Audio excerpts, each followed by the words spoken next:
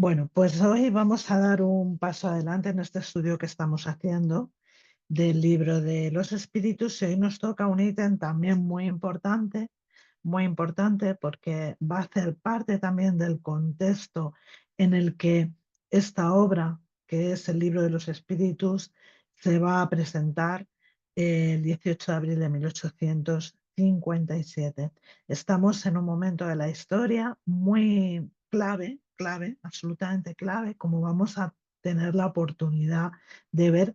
Y esto, pues bueno, va a reforzar, ¿no?, la idea de que eh, esta cuestión del materialismo estaba muy presente en el pensamiento de Allan Kardec cuando descubrió, ¿no?, todo este mundo del espíritu. Vamos entonces, si os parece, a ver un poquito algunas definiciones. Bueno, ¿qué es el materialismo? Y nos vamos a ir directamente al manual práctico de las manifestaciones espiritistas, ¿no? Concretamente al vocabulario espiritista. Y allí Allan Kardec nos dice que el materialismo es un sistema adoptado por todos aquellos que piensan que en el hombre todo es materia y que nada sobrevive a esa destrucción del cuerpo físico. Y él hace aquí en fin, un comentario. Dice que nos parece útil refutar esta opinión, que por otra parte es solo personal de algunos individuos y no constituye doctrina en parte alguna. Como vamos a ver después, el materialismo sí es una doctrina, pero eso vendrá con el paso del tiempo, ¿no? En este momento en que Allan Kardec nos está hablando sobre esta cuestión, empezaban a emerger, a tomar fuerza las ideas materialistas, que después se van a constituir en no solamente en una doctrina, ¿no?, sino en una forma de vida que influye de una manera muy profunda en nuestro pensamiento y en nuestra forma de vida, en nuestras sociedades. Pero no vamos a adelantar, vamos a ir poquito a poco. Sigue diciendo Allan Kardec, si por el razonamiento no se puede demostrar la existencia del alma, las manifestaciones espiritistas son de ella una prueba patente. Gracias a estos fenómenos asistimos, en cierto modo, a todas las peripecias de la vida de ultratumba. El materialismo, que se funda no más en una negación, no puede resistir a la evidencia de los hechos. Por ello, la doctrina espiritista ha salido victoriosa frecuentemente aún entre aquellos que habían resistido a toda clase de argumentos. La vulgarización del espiritismo es el medio más poderoso para extirpar de las sociedades, esta plaga de las sociedades civilizadas. El materialismo sostiene que lo único que puede probarse como existente es la materia. Así, según estas doctrinas materialistas, todas las cosas van a estar compuestas de materia y todos los fenómenos, absolutamente todos los fenómenos observables, van a ser el resultado de esas interacciones materiales sin dar cuenta al espíritu o la conciencia, ¿no? Las doctrinas materialistas, como vamos a ver, aunque solamente vamos a verlo muy por encima, van a sostener y a mantener que todo lo que observamos, todo lo que vemos, todo lo que somos es producto de nuestra química, producto de nuestra fisiología, de nuestra biología. Vamos a seguir un poquito más para adelante, porque entonces, ¿quién es un materialista? ¿No qué es? ¿Quién es? ¿Quién sería un materialista? Pues vamos un poquito más allá, ¿no? Comúnmente utilizamos la palabra o decimos que alguien es materialista cuando nos queremos referir a una persona que se dedica, pues, a amontonar bienes materiales, riquezas, alguien que tiene todo esto como una prioridad en su vida, que persigue la riqueza, el poder, el lujo, una persona consumista, diríamos ahora, ¿no? Pero cuando hablamos de esto, estamos hablando más bien de un materialismo económico que, por supuesto, eh, es evidente y palpable, ¿no? Y ahora mismo, por ejemplo, es el materialismo que más podemos ver en nuestras sociedades y del que también se ocupará el espiritismo después cuando veremos, ¿no? Cuando estudiemos las leyes morales, todo lo concerniente a esto. Pero el materialismo que venía a combatir el espiritismo es ese materialismo que tiene que ver con la existencia del alma, con la existencia de la conciencia, del espíritu, como queramos llamarlo. Entonces, nos vamos a ir al libro de los medios, porque en el libro de los medios vamos a encontrar, nos va a decir Kardec que se pueden distinguir dos clases de materialistas, ¿no? En una primera clase estarían todos aquellos que lo son, dice Kardec, por sistema. Eh, Dice, entre estos no cabe la duda, es la negación absoluta. Es decir, se niegan rotundamente a que haya algo más en nosotros que una materia, que un cuerpo, ¿no? Y esa negación, pues nos dice Kardec que está razonada a su manera, ¿no? Como vamos a ver después. A sus ojos, el hombre no va a ser más que una máquina que, bueno, mientras el engranaje funciona, pues está viva y después de la muerte, pues no queda absolutamente nada de ella. Y nos dice Allan Kardec que este pensamiento está muy restringido, ¿no? Y que no constituye en ninguna parte una escuela reconocida. Eh, pero fijaros, hace una puntualización muy interesante y nos dice que no tenemos necesidad, dice Kardec, de insistir sobre los deplorables efectos que resultarían para el orden social la vulgarización de semejante doctrina. Nos hemos extendido lo suficiente sobre este objeto en el libro de los espíritus. Efectivamente, vamos a encontrar no solo en el libro de los espíritus, en la revista espírita, en la Génesis, vamos a encontrar un montón de alusiones, un montón de comentarios, de artículos en los que Allan Kardec se va a dedicar a combatir con el espiritismo en la mano, con las pruebas, con las evidencias, con los estudios profundos este materialismo. Eh, Sigue diciendo, cuando hemos dicho que la duda cesa entre los incrédulos en presencia de una explicación racional, es necesario cuando menos exceptuar de ello a los materialistas, aquellos que niegan toda potencia y todo principio inteligente fuera de la materia. La mayoría, nos dice Kardec, se obstinan en mantener estas ideas, este tipo de pensamiento, esta doctrina por orgullo.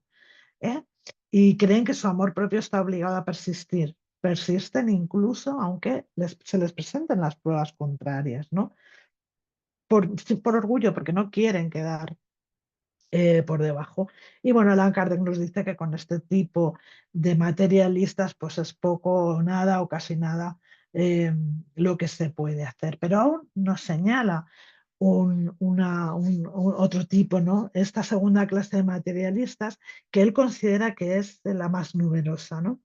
Porque nos dice que el materialismo per se es un sentimiento antinatural, porque en todos nosotros existe de una manera natural, ¿no? Ese pensamiento, esa eh, especie de llamada de la conciencia que nos dice que somos algo más que esa materia, ¿no? Y que ese algo más, como ya hemos estudiado, que es el alma, sobrevive a la muerte del cuerpo físico. Entonces nos habla de estos que lo son por indiferencia. Estos que lo son por indiferencia, que dice que no lo son con propósito deliberado, que su deseo es el de creer, porque la incertidumbre de la nada, esa incertidumbre que se nos presenta cuando decimos que todo acaba en el túmulo, que todo acaba en la tumba, que todo termina con la muerte, es para ellos un tormento.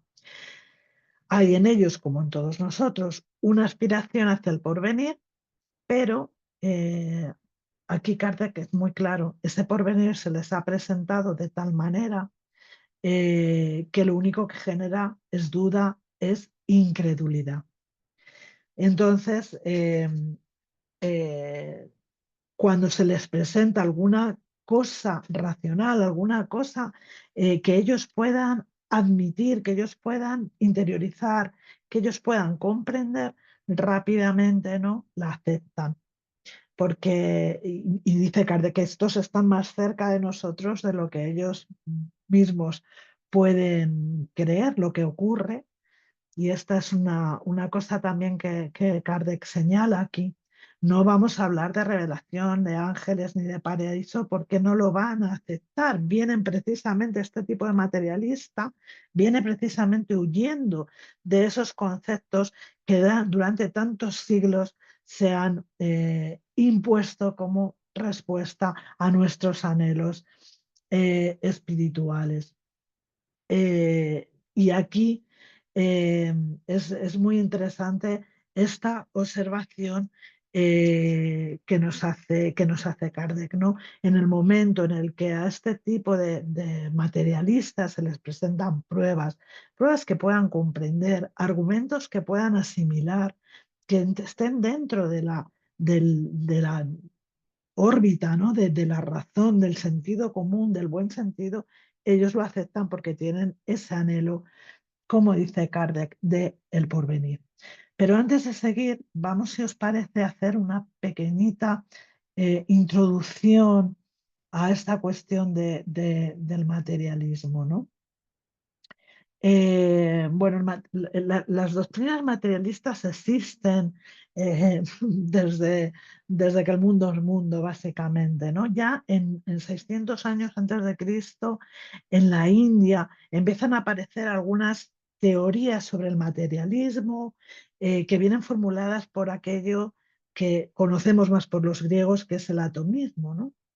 En la antigua Grecia, aproximadamente 100 años antes de Cristo, Tales, Parménides, Anaxágora, Demócrito y más tarde Epicuro y Lucrecio van a contribuir a formular lo que va a ser esta teoría clásica del materialismo. La primera obra que puede considerarse como dentro del mundo de la filosofía como materialista es de Rerum Natura, que escribe Lucrecio hacia el año 50 antes de Cristo aproximadamente. Después, más allá, aparece el cristianismo y durante todo ese largo periodo, ¿no? En el que el cristianismo, no el cristianismo, vamos a decir el catolicismo, el protestantismo, todo esto han reinado, eh, va a haber una condena, ¿no? A todo aquel que postule que el espíritu como tal no existe, ¿no? Sin embargo, a partir del siglo XVII resurge de nuevo ese interés por el materialismo, ¿no? Que va a ser reavivado por un científico, Gassendi, y también por un filósofo y político como Thomas Hobbes, ¿no? A partir de ahí, bueno, pues esto va a ir increciendo, ¿no? Cuando ya los pensadores de la Ilustración, como por ejemplo Diderot, empiezan a considerar estas teorías materialistas.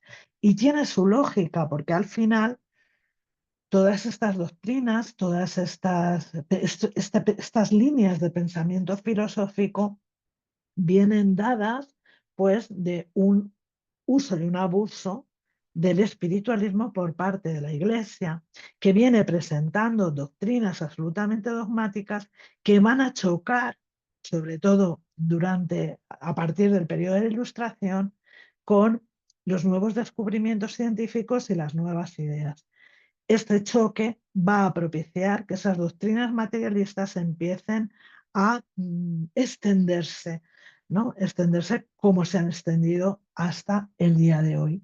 ¿Por qué? Pues porque en el siglo ya XIX y en el siglo XX, sobre todo a partir del trabajo de Charles Darwin, ¿no? Que tira por tierra toda esta dogma del creacionismo cuando presenta su teoría de la evolución de las especies, y empiezan a aparecer a partir de ahí las teorías atómicas, posteriormente la neurociencia, ahora mucho más reciente todo lo que tiene que ver con la informática.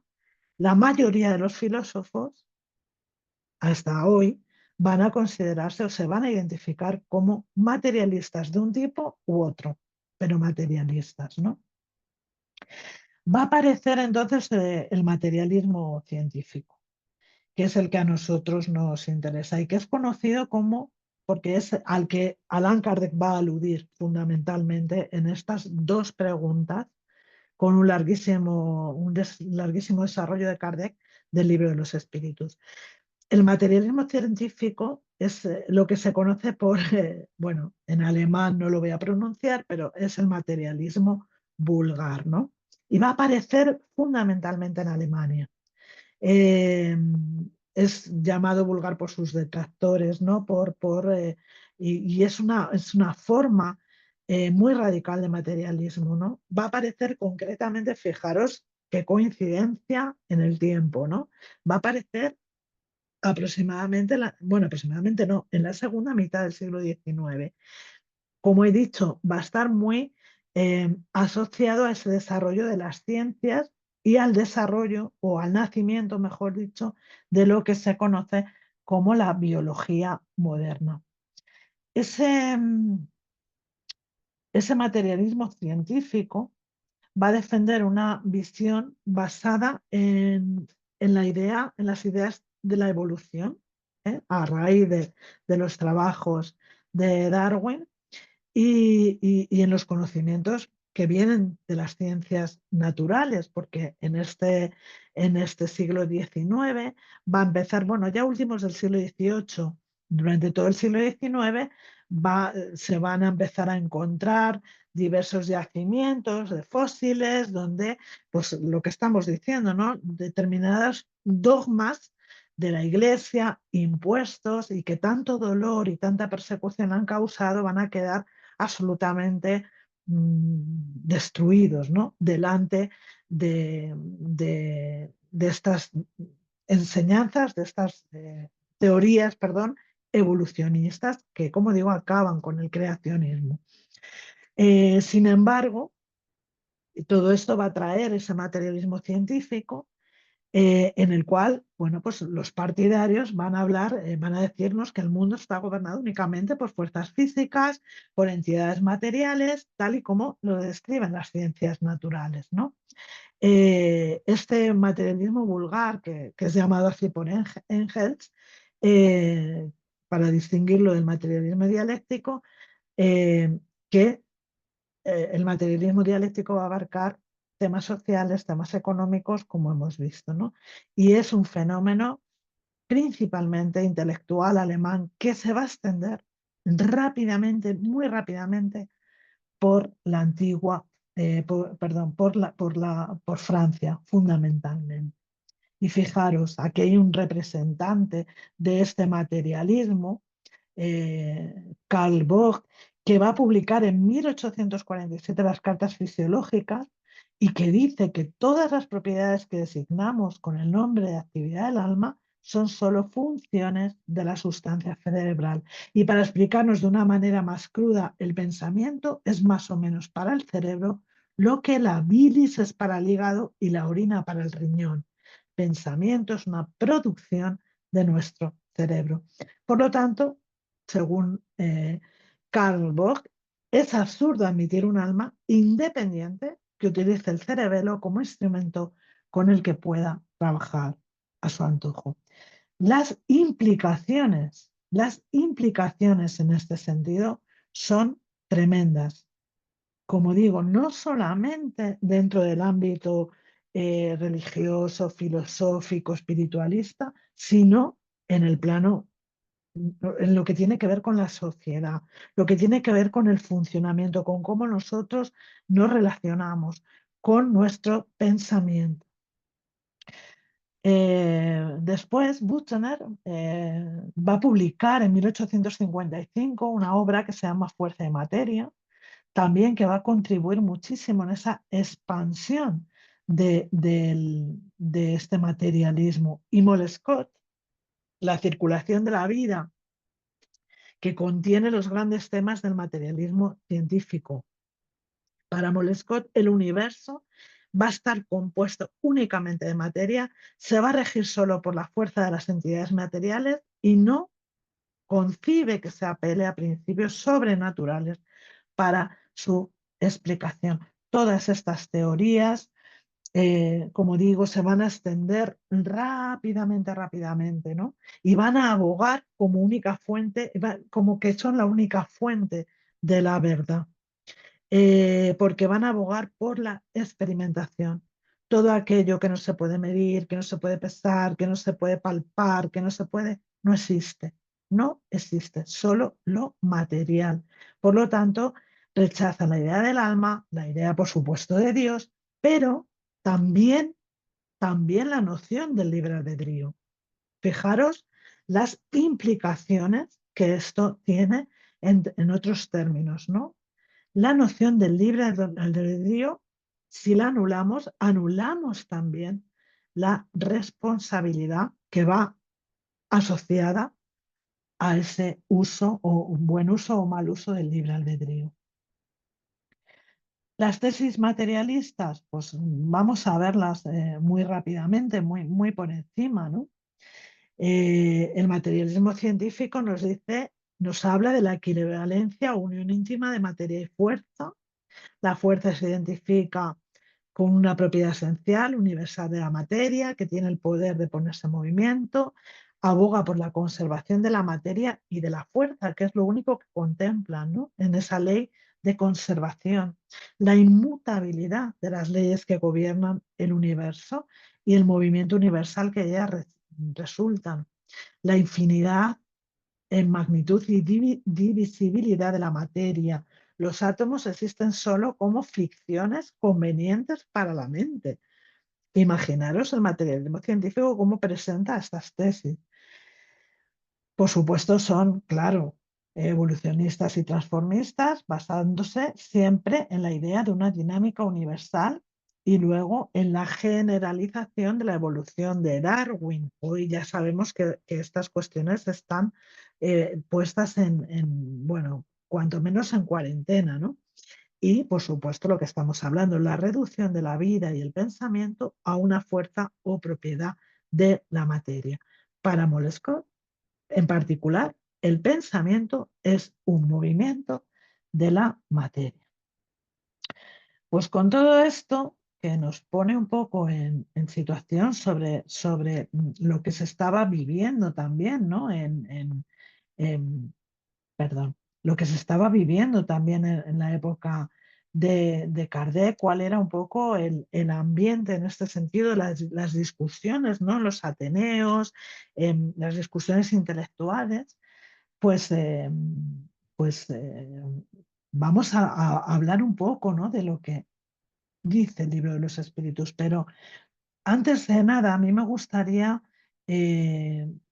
para rematar esta cuestión del materialismo científico, resaltar, recalcar, para que entendamos por qué el espiritismo se opone, ¿no? Se opone, se enfrenta con este materialismo. Esta corriente nos dice que el pensamiento se va a identificar con esa función orgánica muy compleja, por supuesto, del cerebro, pero fijaros hasta qué punto, ¿no? Ellos hablan que la magnitud y evolución, es decir, la ontogenética cerebral y la filogenética cerebral de la inteligencia, se van a poner en relación directa con el volumen y la evolución del cerebro, así como con su forma y su composición química, perdón. Es decir, somos el resultado de nuestro cerebro. Esta persona que ves aquí expresándose, hablando, que tiene un pensamiento, que tiene, en fin, unas emociones, que tiene... Todo esto que veis, para los materialistas es fruto de mi órgano cerebral.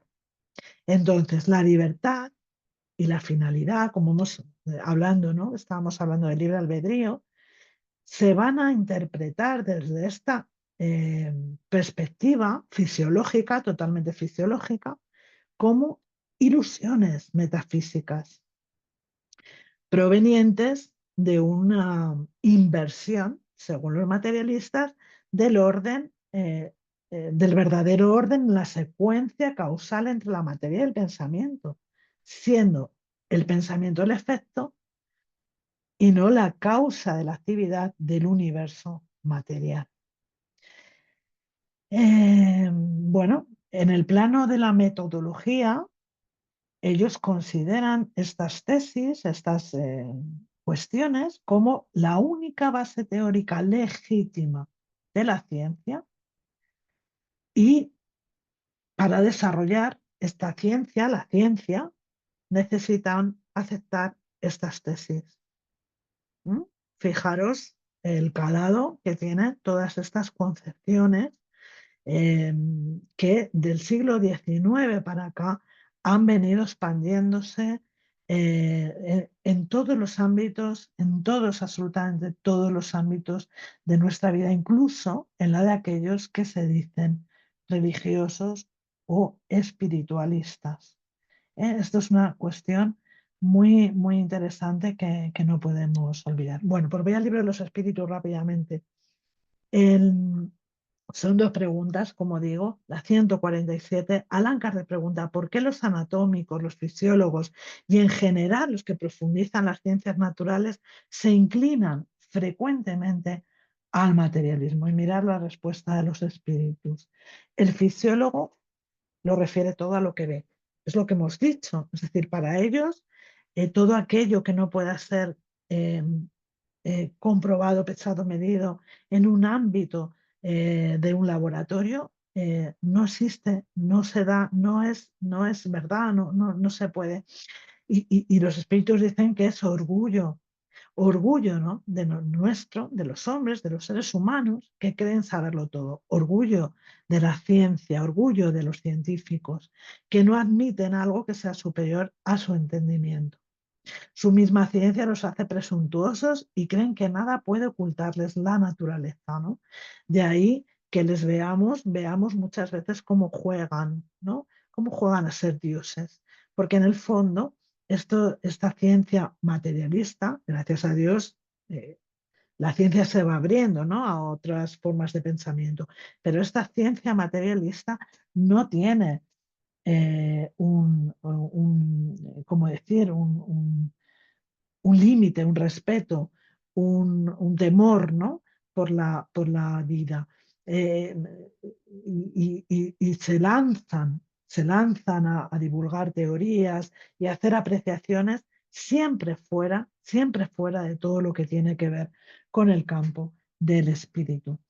Pero aquí siguen los espíritus preguntando en la pregunta 148. ¿No es lamentable que el materialismo sea consecuencia de estudios que debieran, por el contrario, demostrar al hombre la superioridad de la inteligencia que gobierna al mundo? Debe deducirse de esto que son peligrosos. Y de la misma manera los espíritus contestan, no es verdad que el materialismo sea consecuencia de sus estudios, sino que el hombre deduce de ellos consecuencias falsas porque puede abusar de todo, hasta de las cosas mejores, ¿no? Y aquí apela la respuesta de los espíritus, creo que apela a esta cuestión de la humildad. El científico, el fisiólogo, el naturalista, tiene que tener siempre la mente abierta. Y yo creo que, porque esa es la base del avance de cualquier ciencia. El materialismo, bajo mi punto de vista, y aquí es mi opinión personal, nace de una precipitación a la hora de mm, bueno, observar determinados fenómenos y extraer eso, una serie de consecuencias absolutamente precipitadas y apresuradas, ¿no? Y querer cerrar así, bueno, pues un estudio, una investigación, gracias a que la ciencia avanza y cada vez tiene herramientas mejores para la observación, es que vamos penetrando cada vez más y más en ese campo maravilloso, por ejemplo, de las partículas subatómicas, haciendo descubrimientos a cada momento que comienzan a perfilar, hablo desde el punto de vista científico, ¿no? Comienzan a perfilar, comienzan a que hay algo más que una materia, que hay esa conciencia, esa alma, ese espíritu que sobrevive, ese espíritu que interactúa con la materia, que el pensamiento ya no es una consecuencia de una química cerebral, sino que hay algo más. Hay alguien al mando, ¿no? Aunque en algunas cabezas parece que pueda parecer que no es así. El espiritismo, desde luego, en ese sentido, tiene muchísimo que decir en cuanto a esta cuestión del materialismo. Y Allan Kardec va a hacer un comentario muy largo en estas preguntas que vamos a ir desgranando muy poquito a poco, ¿no? Porque él nos dice, bueno, que la nada, claro, les horroriza más de lo que quieren aparentar, es decir, la consecuencia de que solo haya materia, de que después de la muerte esa materia se desagregue y aquí paz y después gloria, pues dice Kardec, eso les horroriza mucho más de lo que ellos quisieran. Ese ingreso en la nada les horroriza muchísimo más de lo que ellos quieren aparentar. Y por eso él dice que son materialistas, que algunos de ellos lo son solamente porque no saben cómo llenar ese vacío. Y si ante el abismo que a sus ojos se abre les ofrecéis una áncora de salvación, se asirán solícitos a ella, que es lo que estábamos viendo antes. Al final se encuentran delante de un vacío que les inquieta muchísimo más, que tiene para ellos muchas más incertidumbres que el consuelo, o no el consuelo, la certeza, perdón, la certeza de que hay algo que sobrevive a la muerte y que además preexiste antes de este yo, ¿no? Eh, Esto les inquieta sobremanera, ¿no? Y nos dice, sigue comentando Kardec, que por una aberración de la inteligencia, hay personas que no ven en los seres orgánicos más que la acción de la materia, ¿eh? Y que refieren a ella todos nuestros actos. No consiguen ver más que en el cuerpo humano, pues una máquina eléctrica, ¿no? Porque cuando hablamos del fluido vital, ¿os acordáis que estuvimos comentando esta particularidad? Ellos han profundizado, han estudiado, cuando han hecho las autopsias, cuando hacen las autopsias, siguen de alguna manera buscando, ¿no? ¿Qué es aquello que da la vida a ese cuerpo? Y como solo han encontrado la materia inerte, no han podido encontrar esa sede del alma, dónde está el alma, dónde se encuentra, qué es el alma, pues dan por hecho que todo estriba en esas propiedades de la materia. Entonces, después de la muerte, no hay nada más que la nada. Y dice Kardec, triste consecuencia si así fuese. Y aquí volvemos otra vez a la cuestión del libre albedrío, a la cuestión de la moralidad, del ser moral que todos somos, ¿no? Porque dice, entonces no tendría objeto el mal ni el bien, seríamos una máquina simplemente. El hombre obraría cuerdamente, no pensando más que en sí mismo y en sobreponer todo a la satisfacción de sus goces materiales. ¿Cuál es la consecuencia natural de eso? Pues la ruptura de los lazos sociales y de los afectos. Es decir, ¿por qué involucrarnos? ¿Por qué involucrarnos? ¿Dónde quedan las nociones de solidaridad, de fraternidad, de respeto por uno mismo? Si al final somos una máquina que no tiene libre albedrío, todo está condicionado al funcionamiento de esto que llamamos cerebro, no tengo responsabilidad sobre mis actos, no se me pueden pedir cuentas, no puedo pensar en ningún tipo de consecuencia.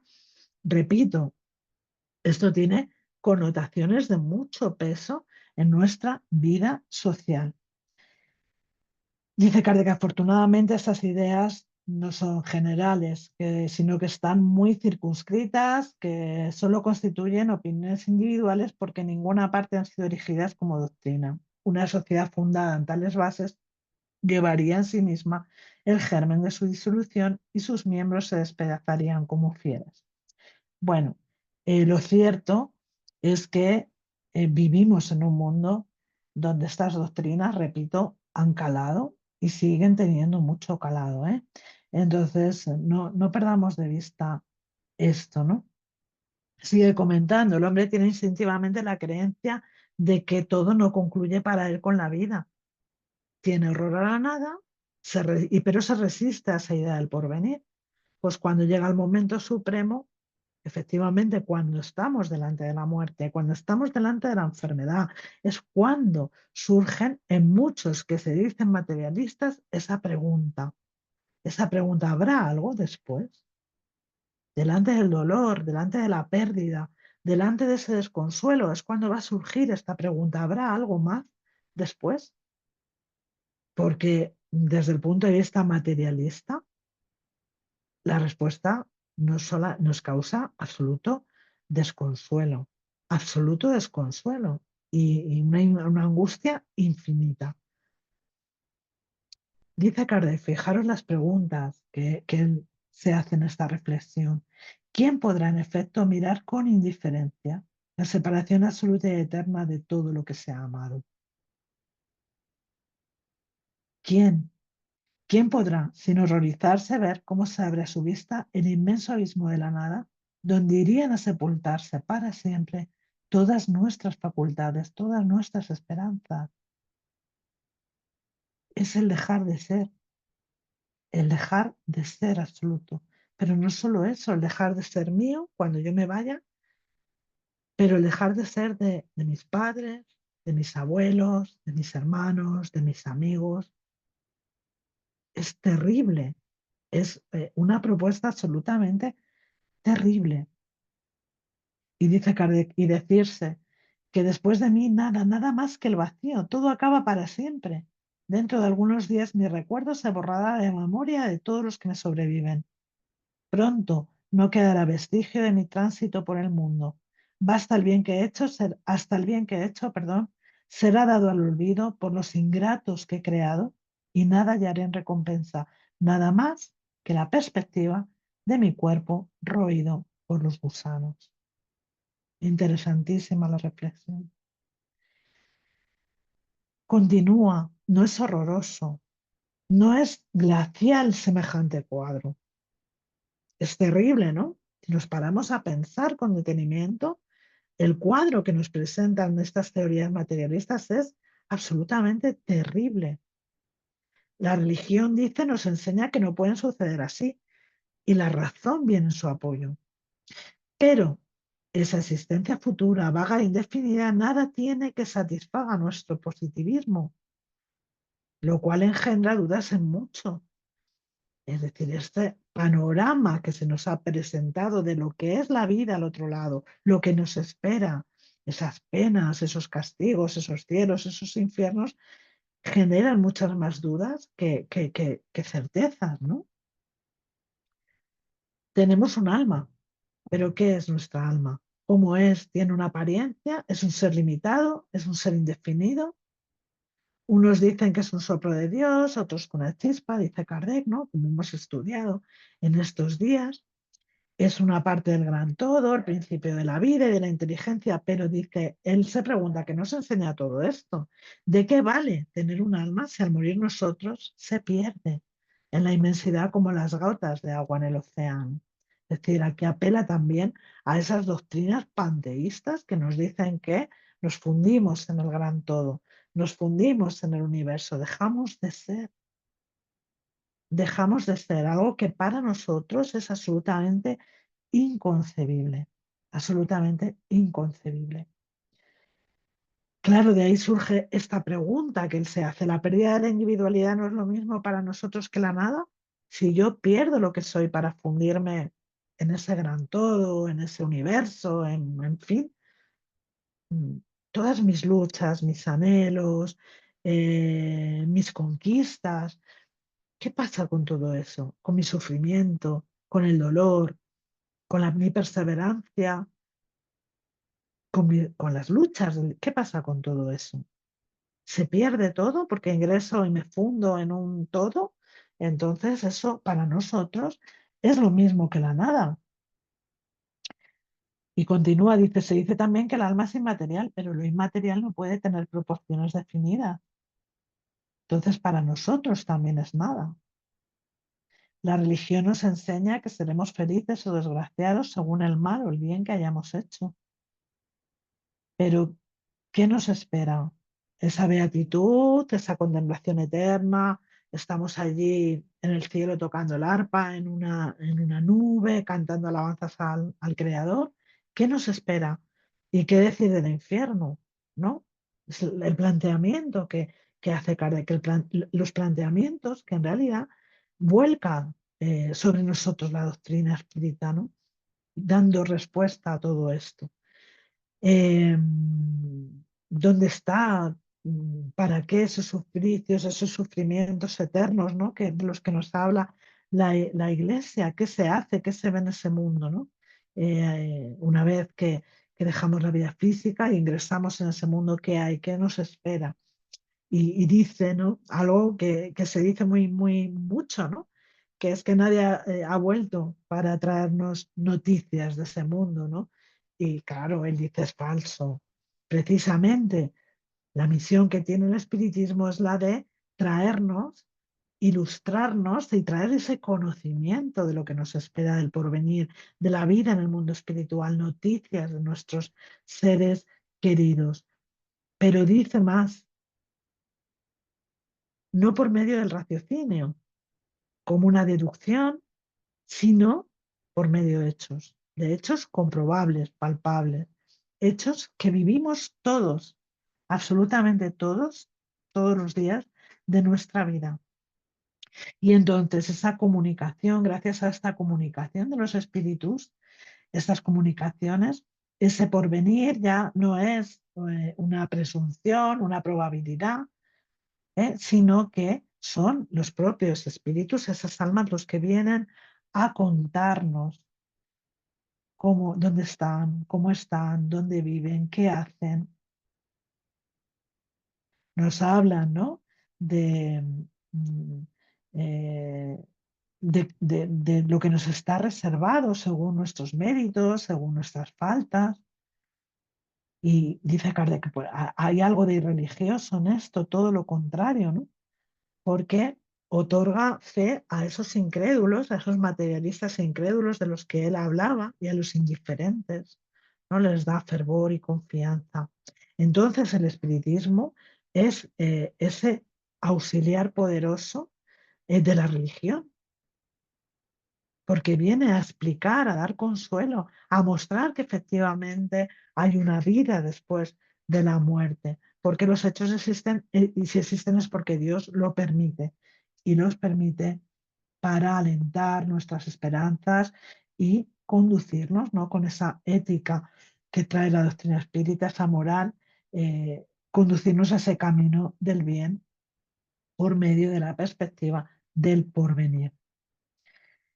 En la revista espírita de estudios psicológicos, bueno, la revista espírita que todos conocemos y que tanto estudiamos, eh, concretamente en la revista de marzo de 1869 hay un artículo muy interesante que se llama La carne es débil, es un estudio fisiológico y moral, tal viene eh, catalogado. Y en este artículo, entre los muchísimos que hay, bueno, pues ahí empieza Kardec a hablar un poco de, bueno, pues las inclinaciones viciosas que son claramente inherentes al espíritu, ¿no? Y que son más morales que físicas, aunque algunas puedan parecer más consecuencia, dice, del organismo. Y él empieza aquí a desarrollar, ¿no? Eh, eh, y a hablar de que los filósofos espiritualistas ya hablan de que los órganos cerebrales correspondientes a diversas actitudes van a deber su desarrollo a esa actividad del espíritu, siendo el espíritu entonces la causa, no el efecto. Y pone un ejemplo, un hombre no es músico porque tenga un don para la música, pero solo tiene un don para la música porque su espíritu es músico, ¿no? Esto lo recoge de la revista de julio de 1860, ¿no? Eh, bueno, va a hablar muchísimo de las disposiciones morales del espíritu, de cómo esas disposiciones morales van a tener su influencia en la materia, de cómo no es el cuerpo el que lo doblega al espíritu, ¿no? Es al revés, es el espíritu el que comanda, el que dirige, es el que produce el pensamiento, es el que produce y es la causa también de muchas de las cuestiones eh, que vivimos en cuanto en el orden de la enfermedad, ya sea física, la enfermedad mental, etcétera, ¿no? Eh, Dice muchas cosas muy, muy interesantes en este artículo concretamente, ¿no? Y esto, ¿no? Si la actividad del espíritu reacciona en el cerebro, también debe reaccionar en las otras partes del organismo. El espíritu es el artífice de su propio cuerpo, el que modela para adecuarlo a sus necesidades y a la manifestación de sus tendencias. El espíritu va a ser ese modelador, ¿no? El que va a dar de alguna manera forma a esta materia, el que va a darle para que pueda expresarse. Por eso siempre decimos que tenemos la materia física que necesitamos para expresarnos en el plano material. Es muy interesante lo que propone Kardec en este artículo. Eh, Dice, es realmente curioso ver al materialismo hablar sin cesar de la necesidad de elevar la dignidad del hombre mientras trata de reducirlo a un trozo de carne que se pudre y desaparece sin dejar ningún vestigio, ¿no? Porque si estudiamos, si leemos con atención estas doctrinas materialistas, vamos a ver que efectivamente en el centro de todas ellas está el hombre y por supuesto que intentan dignificar su posición en el mundo, sí, pero por otro lado, lo están reduciendo o no se reducen a simplemente un mecanismo, un organismo. Con el ser espiritual independiente, preexistente y sobreviviente al cuerpo, la responsabilidad es absoluta. Es algo que también causa mucho, mucho temor, mucho estupor y es algo que el materialismo niega. Es decir, desde que niega ese libre albedrío, nos está liberando de esas responsabilidades, mientras que este espíritu, este ser espiritual, persistente y sobreviviente, tiene una responsabilidad, como nos dice la propia doctrina espírita. Y dice una cosa muy importante, el espiritismo lo muestra como una realidad patente, eficaz, sin restricciones, como consecuencia natural de la espiritualidad del ser. Por eso algunos temen al espiritismo, que los perturbaría en su tranquilidad, poniéndoles ante ellos el formidable tribunal del futuro, ¿no? Esta negación constante, y en tiempo de Kardec él tuvo oportunidad de conversar, tuvo muchos diálogos con materialistas, con ateos, con incrédulos, y él siempre argumentaba, lo podéis leer en los diversos artículos de la revista Espírita, ¿no? Cómo el problema de fondo es esa negación de la responsabilidad. Eh, Porque claro, eso nos enfrenta, ¿no? A ese tribunal del futuro. Dice en este último párrafo que demostrar que el hombre es responsable de todos sus actos es demostrar su libertad de acción, y demostrar su libertad es elevar su dignidad, no al contrario, ¿no? La perspectiva de la responsabilidad fuera de la ley humana es el elemento moralizador más poderoso y es el objetivo al que conduce el espiritismo por la fuerza de las circunstancias, ¿no? Como doctrina, una base formidable ético-moral, nos lleva a esa responsabilidad que va más allá de las leyes humanas, de las leyes sociales, de las leyes civiles, de como ciudadanos que todos tenemos que cumplir. Va mucho más allá porque es la responsabilidad con nosotros mismos. De lo que hagamos hoy va a depender nuestro bienestar, nuestro malestar y, por supuesto, nuestro futuro. Y vamos a encontrar en la conclusión del libro de los espíritus también una referencia a este materialismo, ¿no? dice que el espiritismo es el adversario más formidable del materialismo, ¿no? Y que entonces es normal que tenga enfrente a los materialistas.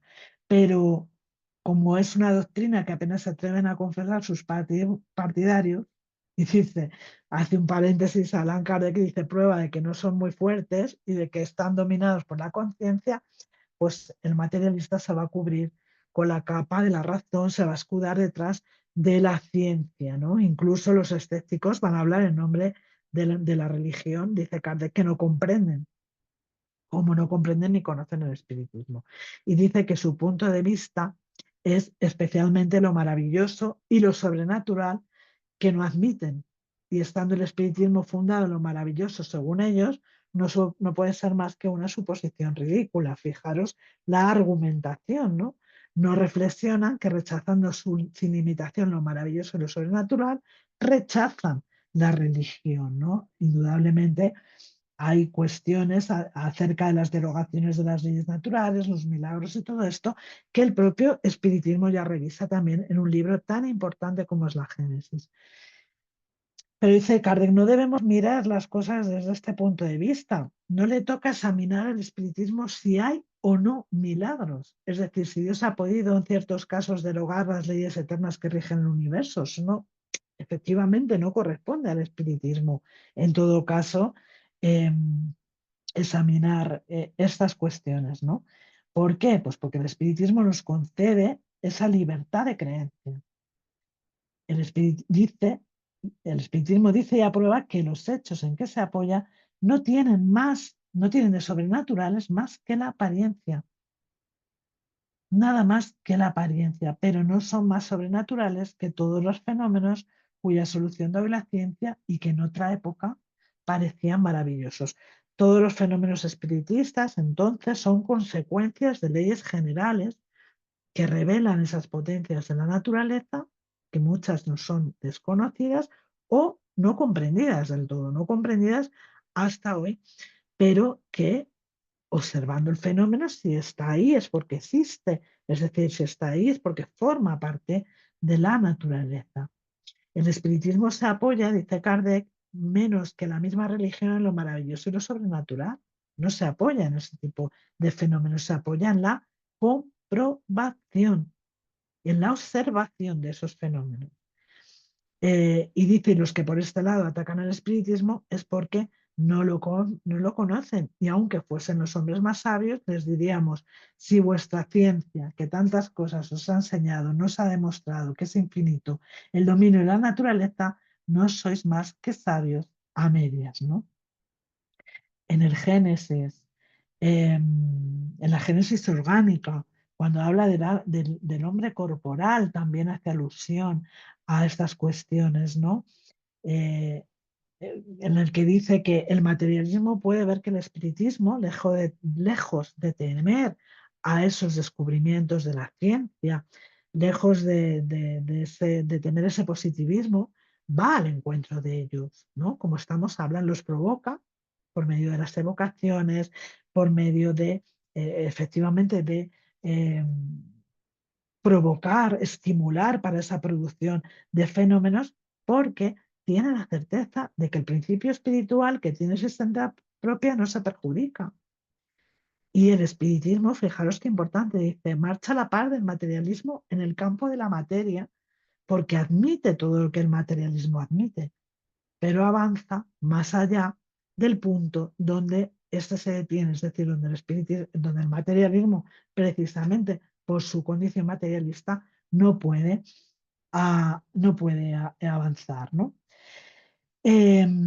Por lo tanto, concluye aquí en este otro artículo de la revista Espírita de 1859 con esto, que el espiritismo es la destrucción del materialismo, es la prueba patente de lo que ciertas personas llaman de quimera, es la prueba patente de la existencia de Dios, del alma, de la vida futura infeliz, ¿no? De todo aquello que conforma nuestra vida, nuestra existencia espiritual, la eternidad del espíritu, preexistencia del alma, etcétera, etcétera. Y dice una cosa mm, que me ha parecido maravillosa, ¿no? Ese flagelo, como vos lo llamáis, que está respondiendo a esta persona que ha publicado un artículo en una revista, eh, en fin, os recomiendo que lo leáis.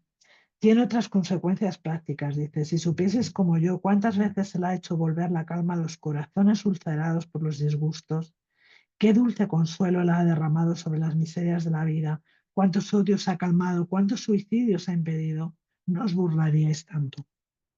Suponer que uno de vuestros amigos venga a deciros, yo estaba desesperado, iba a darme un tiro en la cabeza, pero hoy, gracias al espiritismo, sé lo que eso cuesta y desisto de hacerlo.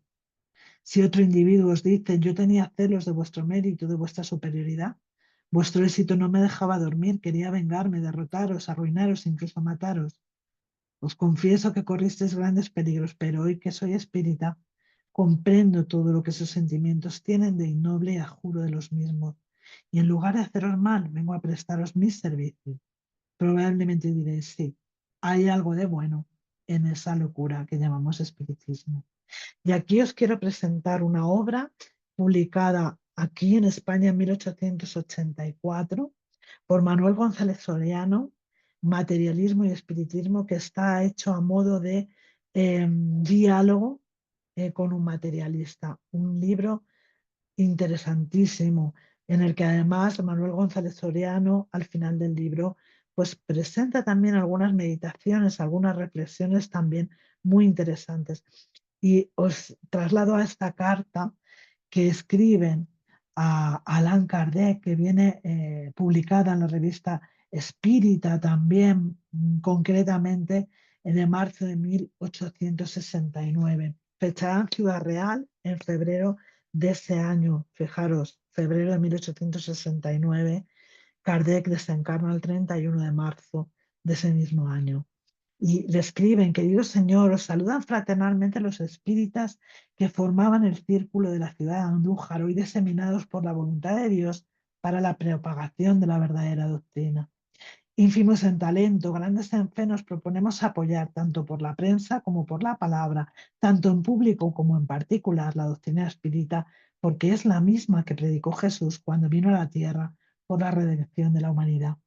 La doctrina espírita, llamada a luchar contra el materialismo, a hacer prevalecer la palabra divina para que el espíritu del Evangelio ya no sea truncado por nadie, para preparar el camino de la igualdad y la fraternidad, necesita hoy en España apóstoles y mártires. Si no podemos ser los primeros, seremos los últimos. Preparados estamos para el sacrificio. Lucharemos solos o juntos con los que profesan nuestra doctrina. Han llegado los tiempos, no perdamos por indecisión o temor la recompensa reservada para los que sufren y son perseguidos por la justicia. Dice, nuestro grupo estaba formado por 6 personas bajo la dirección espiritual de Fenelón.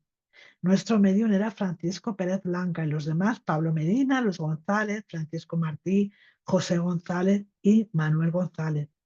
Después de haber sembrado la semilla en Andújar, hoy nos encontramos en distintas ciudades, León, Sevilla, Salamanca, donde cada uno de nosotros trabaja por la propagación de la doctrina que consideramos nuestra misión.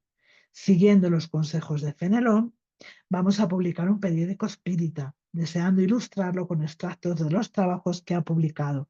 Le pedimos que nos conceda su permiso. También estaremos muy complacidos con su amable cooperación y con este fin ponemos a su disposición las columnas de nuestro periódico. Agradeciendo de antemano, le pedimos que salude en nuestro nombre a nuestros hermanos de la Sociedad de París. Y usted, querido señor, reciba el abrazo fraterno de sus hermanos. Por todos, Manuel González Soriano. Os invito, no da tiempo, a que leáis la respuesta maravillosa, dulce de Allan Kardec, dando ánimo a los espiritistas de España. Recordad materialismo y espiritismo. Muchas gracias, espero que os haya gustado la clase y bueno, quedan muchas cosas por decir, pero no hay tiempo para más. Gracias.